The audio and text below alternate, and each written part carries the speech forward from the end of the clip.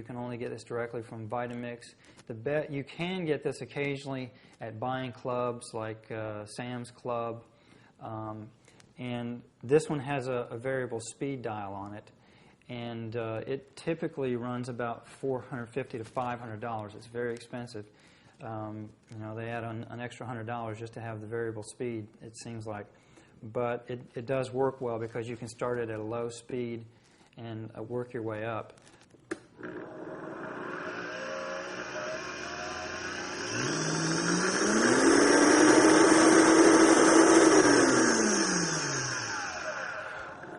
See, so you can start it up slowly, bring it up to speed, and then when you turn it off, you can also bring it down to speed before you switch it off, so that particularly when you're turning it on and you've got a small amount of liquid in there, it doesn't throw it up into the lid and you waste whatever it is you're making sticking to the side of the blender and maybe even coming out of the top of the blender. So I like this one the best, I think, of all of the blenders that I've used. But the BlendTech has some advantages, and you can check them out online and take a look at those. But I would get a good blender. I would get, at the bottom line, I would get one of these L'Equip RPM blenders. These are great to start out with. If you get a cheap department store blender, you're going to burn it out real fast with all of the things that you do making raw food recipes. So I would get a good blender, and in general, I would invest in good equipment for what you're doing. And I'll let you know about which pieces of equipment you can save money on. But that's it for blenders. Okay, food processors are also an invaluable piece of equipment in a raw food kitchen, and this is one area where you can save some money.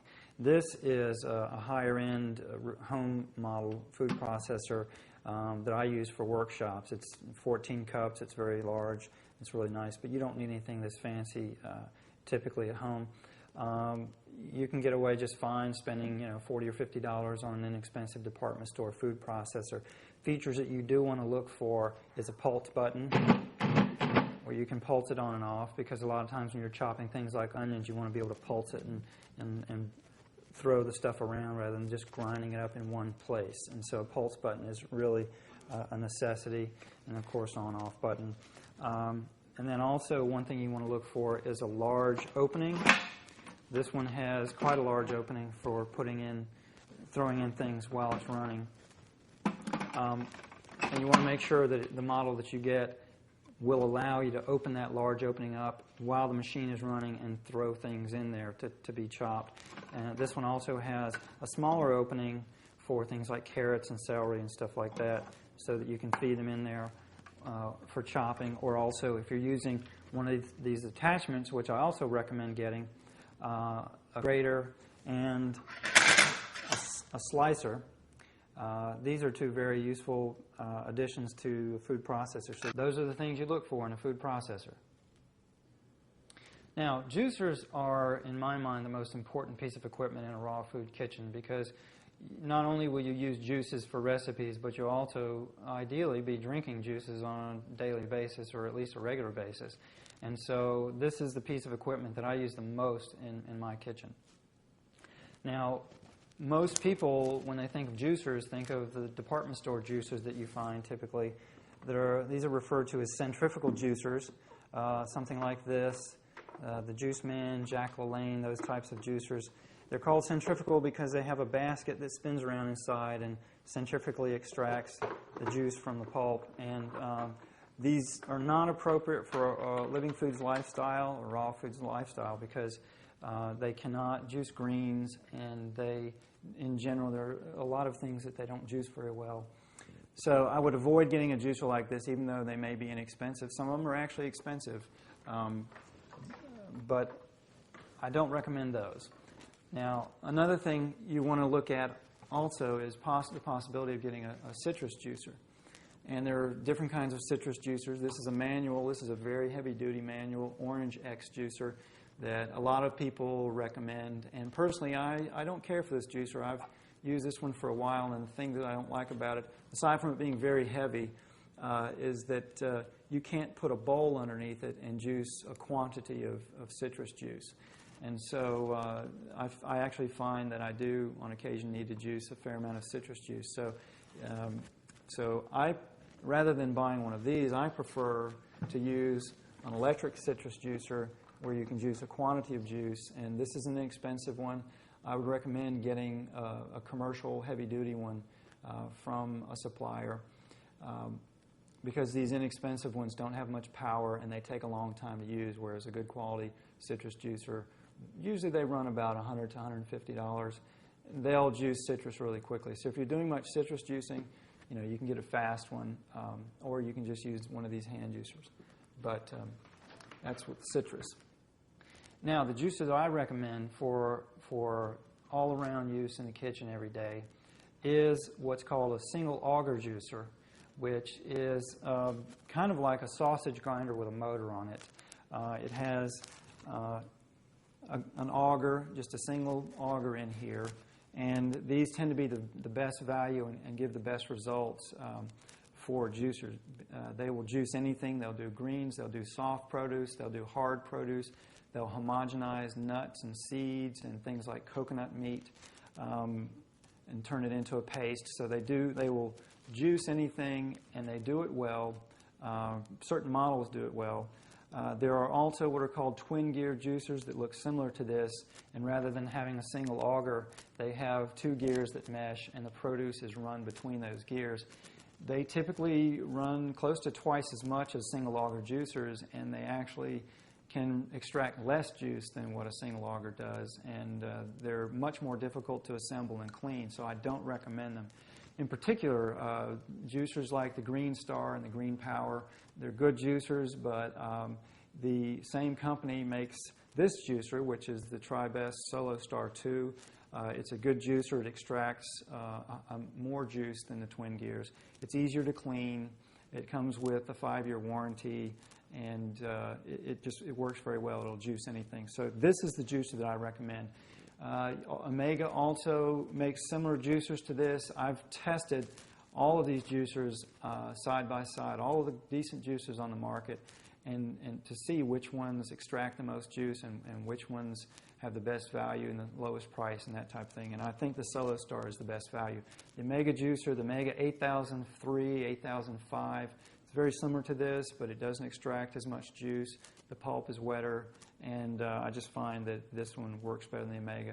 The Samson GB 9001, which is Samson's single auger juicer, I don't recommend that because it also has very wet pulp, and wet pulp means you're not extracting as much juice as you could be, and that adds up into significant amounts of money over time. So the Solo Star 2 is the juicer I recommend.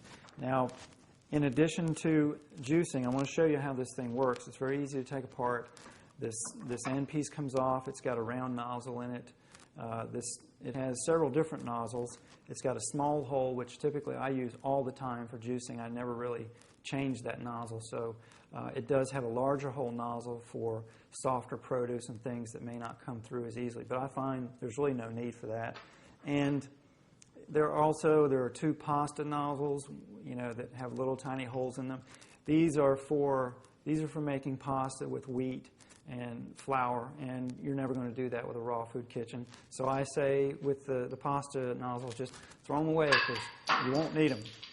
Okay? And really, the only nozzle you're ever going to use is the smaller hole. So you take the end of it off, and what you've got is this screen here where the juice is extracted out of.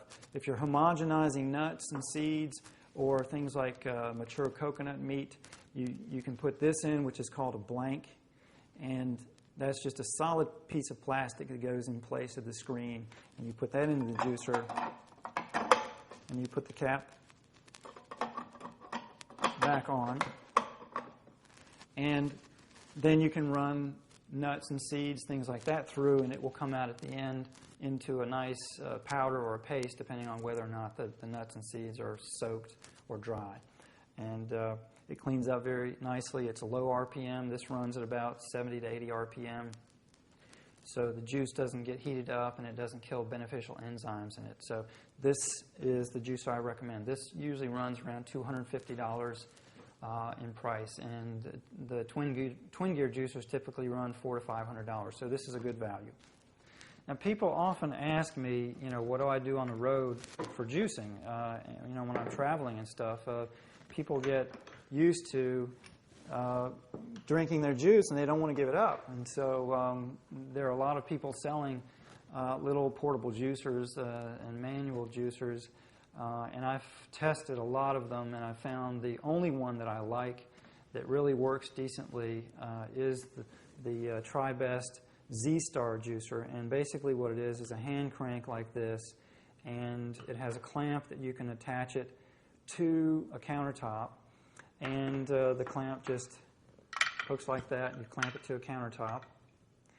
And the nice thing about this juicer handle is that if you already own a juicer with a motor, you can take the juicing attachment off of your motorized juicer and put it onto your Z-Star. And the nice thing about that is that you don't have to buy the full Z-Star juicer. It comes with its own juicing mechanism. But if you've already got a Tri-Best juicer, if you've already got a Tri-Best Solo Star, or if you've already got a Samson single auger juicer, or if you've already got an Omega juicer, this mount on the hand crank for the Z-Star will fit all of those juicers. So if you've got any one of those three juicers, you can just take your juicer attachment off of your motor, put it on this, and you can travel with it. And of course it breaks down, so it packs well, and it's not very heavy. It is made of metal. It's heavier than the inexpensive plastic juicers, but it lasts a lot longer, and it's a much sturdier juicer. But the bottom line is it juices much better than the other manual models. And as far as juicing wheatgrass, a lot of people will tell you that you need a dedicated wheatgrass juicer for juicing wheatgrass, and these days that is not true. These single auger juicers and the Z-Star will do as good, if not better job of juicing wheatgrass than a dedicated wheatgrass juicer. So I say there's no need to buy a dedicated wheatgrass juicer. So that's it for juicers.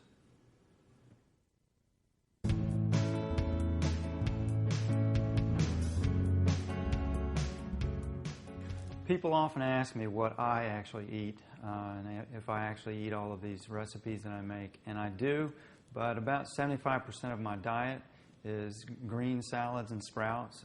I love greens. I eat lots and lots of greens, and if you're going to be on a raw food diet long term, what you want to eat is a mainly green diet, high in greens and sprouts. And so you can buy sprouts in the store, but it's important to understand that you can grow sprouts extremely easy. And so I'm going to show you what I call kitchen sprouting, which is growing sprouts very simply in your kitchen. You don't need soil. It's very simple to do. So let me show you.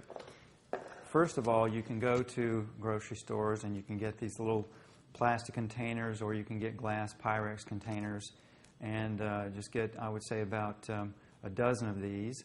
And what I do is I have 6 different sprouts going at a time, and so usually I'll have 6 of these sitting out on my kitchen counter with sprouts soaking, and then I'll have 6 of them in the fridge that I'm eating on.